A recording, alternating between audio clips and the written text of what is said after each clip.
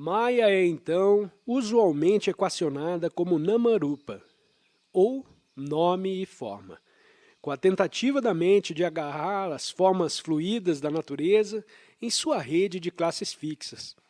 Mas quando se compreende que a forma é essencialmente vazia, no sentido especial de inapreensível e imensurável, o mundo da forma é imediatamente visto como Brahma em vez de Maya. O mundo formal torna-se o mundo real no momento em que este não é agarrado, no momento em que sua inconstante fluidez não é mais contestada.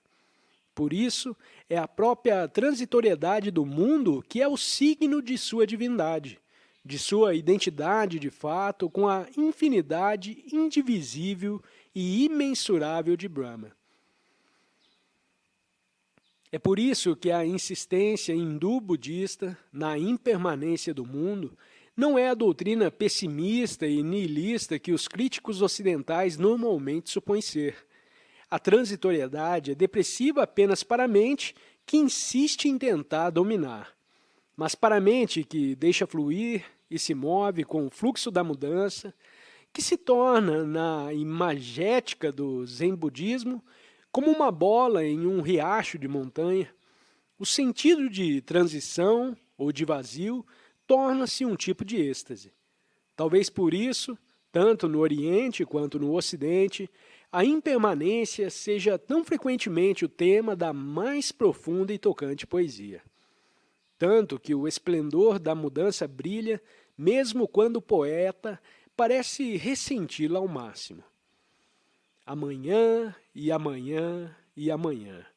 Arrasta-se nesse passo fútil dia a dia, até a última sílaba do tempo recordado. E todos os nossos ontens iluminaram aos tolos. O caminho da empoeirada morte, apague-se, apague-se, apague-se, breve vela. A vida é apenas uma sombra andante, um pobre ator, que pavoneia inoportuna a sua hora no palco, e então não se ouve mais nada. É uma fábula, contada por um idiota, cheia de som e fúria, não significando nada. Colocado assim como R.H. Bleach observa, não parece tão ruim assim. Em resumo, então, a doutrina de Maya assinala, em primeiro lugar, a impossibilidade de compreender o mundo real na rede mental de palavras e conceitos. E, em segundo lugar, o caráter fluido dessas próprias formas que o pensamento tenta definir. O mundo dos fatos e eventos é, em sua totalidade, nama, nomes abstratos, irupa, forma fluida.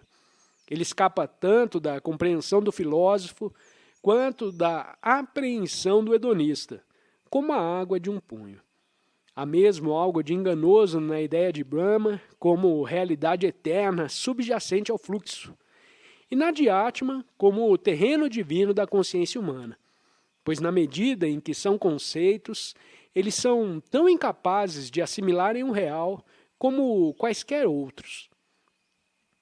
É precisamente essa compreensão do retraimento total do mundo que repousa na raiz do budismo.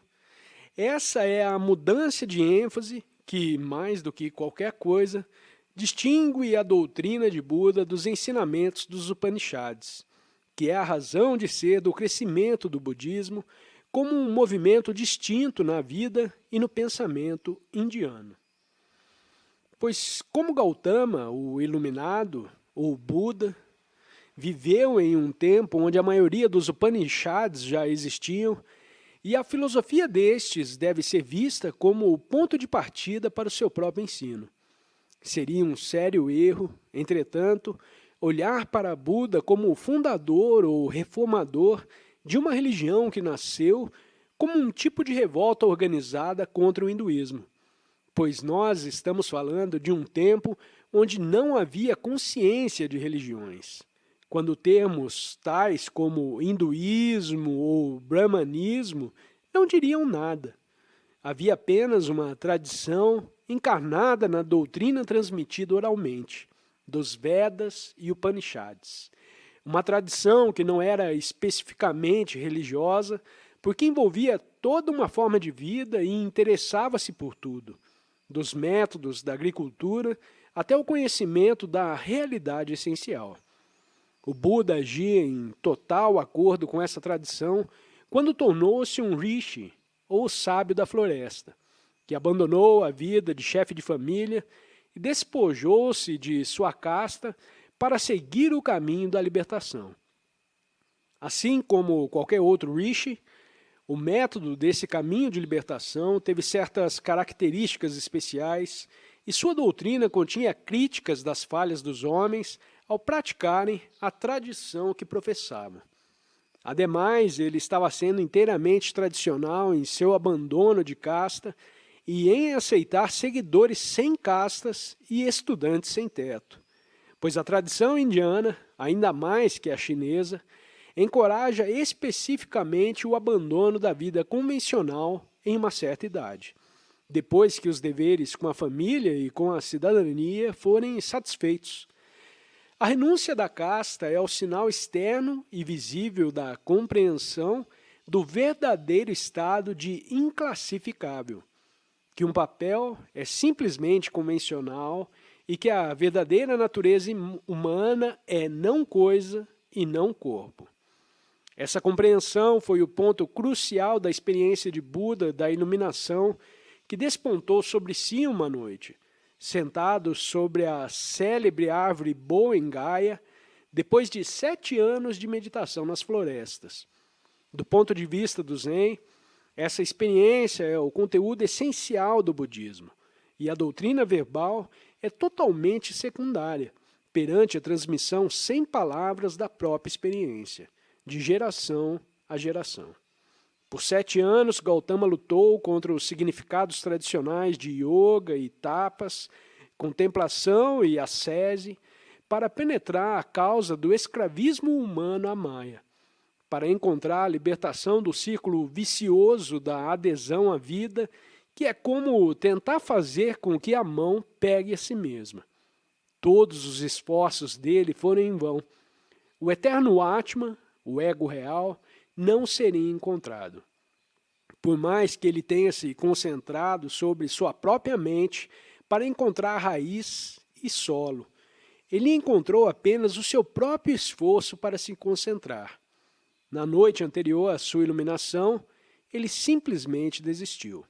Relaxou sua dieta cética e comeu alguma comida nutritiva. Logo após isso, ele sentiu subitamente que uma mudança profunda chegaria sobre si. Ele sentou debaixo da árvore, jurando nunca se levantar até alcançar a iluminação suprema, e, de acordo com uma tradição, sentou por toda a noite até que o primeiro lampejo da estrela da manhã repentinamente provocou um estado de perfeita claridade e entendimento. Isso era Anuttara Samyaki Sambodhi, iluminação completa e inigualável, a libertação de Maya e da eterna roda dos nascimentos e mortes, que continua para sempre enquanto o homem tentar ater-se de alguma maneira à sua própria vida. Entretanto, o conteúdo de fato dessa experiência nunca foi e nem poderia ser posto em palavras, pois as palavras são as molduras de Maya, a malha de sua rede, e a experiência é a água que passa através. Por isso, do ponto de vista das palavras, o máximo que pode ser dito dessa experiência são as palavras atribuídas ao Buda no Vajrayana. Precisamente assim, Subhuti não obtive nada da iluminação completa, inigualável, e por essa razão ela é chamada de iluminação completa inigualável.